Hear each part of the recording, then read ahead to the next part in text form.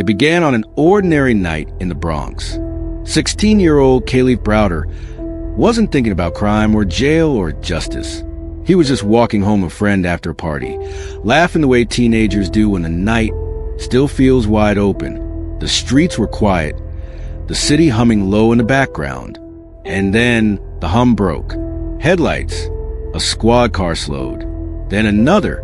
Doors opened. Radios crackled. A man stood on the curb, his finger outstretched.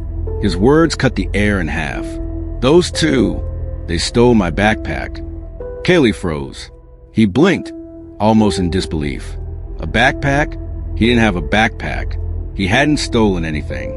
But disbelief didn't matter. In that instant, his world tilted. The officers moved quickly, hands gripping his arms, steel cuffs snapping shut. He tried to explain.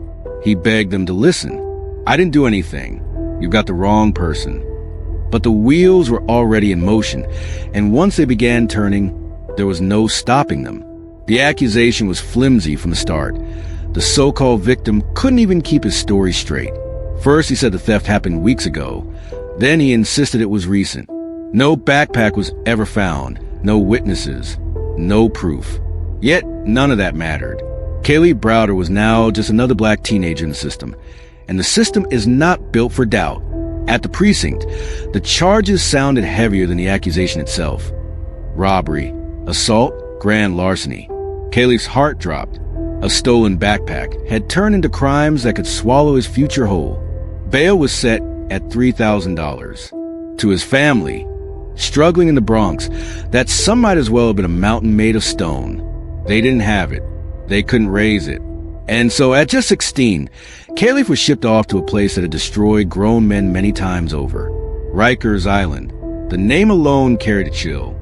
A fortress of despair, floating in the East River, infamous for gangs, bloodshed, and corruption. A place where violence was an exception. It was a daily routine. From the first moment, Kalief felt the weight of Rikers pressing down on him. He was a boy in a world of wolves.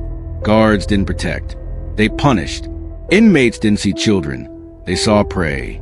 Every day was a test. Would he fight back or be swallowed alive? The trial he expected never came. Days turned to weeks, weeks to months. Court dates blurred into endless delays. Each time he appeared before a judge, there was another reason to push the case back. Witness unavailable. Prosecutors not ready. Paperwork incomplete. And each time, Kalief was marched back through the gates of Rikers, back to the cages. Solitary confinement became his world. A small cell, barely large enough to stretch. 23 hours a day locked inside. The silence wasn't peace, it was torment. His mind, once sharp and bright, began to crack under pressure.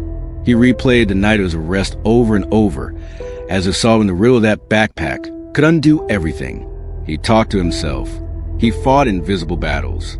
He sank into the kind of loneliness that doesn't fade when you wake up. But solitary wasn't his only punishment. He endured beatings, not just from inmates, but from the very officers meant to guard him. Surveillance footage later revealed him slammed to the floor, surrounded, attacked. His pleas were ignored. His injuries brushed aside. At Rikers, cruelty wasn't scandal. It was procedure. The prosecutors dangled deals in front of him like bait. Plead guilty, they told him, and you can go home. It would have been so easy. 3 years of his life could have ended with a single word. But Kalief was stubborn, defiant. I didn't do it, he said. I won't say I did. That refusal kept him caged. For over 3 years, he sat in Rikers Island without a trial, without a conviction, without proof of guilt. 3 years of youth swallowed by steel doors and concrete walls. And then, one day, just as suddenly as it began, the case collapsed. Charges were dropped. Evidence non-existent. Witness unreliable. The backpack that never was dissolved into thin air. Kalief Browder walked out of Rikers Island a free man. But freedom didn't feel like freedom. The world had moved on without him. Friends had graduated. His peers were starting jobs, building lives. Kalief, once a boy with energy and laughter, now carried the shadows of a man twice his age. His mother hugged him tightly, but she could feel it too. The son she lost wasn't the same when she got back. He tried to start over. He enrolled in community college. He talked to journalists, exposing the horrors of Rikers. He became a symbol, a voice crying out against injustice. But inside, the darkness remained. He struggled with paranoia, with anger, with sadness that ran bone deep. At night, he woke gasping, reliving the beatings, the walls, the silence. The system had stolen 3 years of his life, but had taken something greater, his peace. On June 6, 2015, at just 22 years old, Kalief Browder took his own life. He hanged himself with an air conditioner cord in his mother's home. The boy who had once refused a break finally collapsed under the weight of everything he had endured. The shock reverberated across the nation.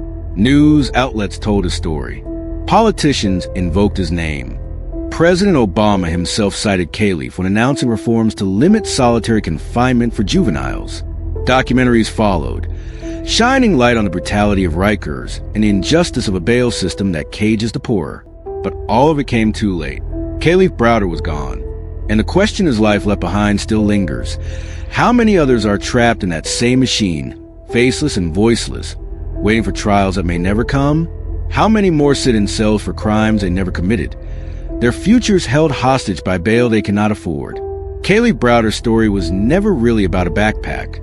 It was about power, poverty, and punishment. It was about a system that grinds down the innocent as easily as the guilty. It was about how justice can be delayed until justice no longer exists. His name is etched now into the history of American injustice. But for his family, his community, his friends, the wound is still raw. Kalief Browder didn't die because of a backpack. He died because, for 3 long years, the system treated him as less than human. And though his voice is gone, his story asks the question we still don't want to answer. If it happened to him, how many others are next?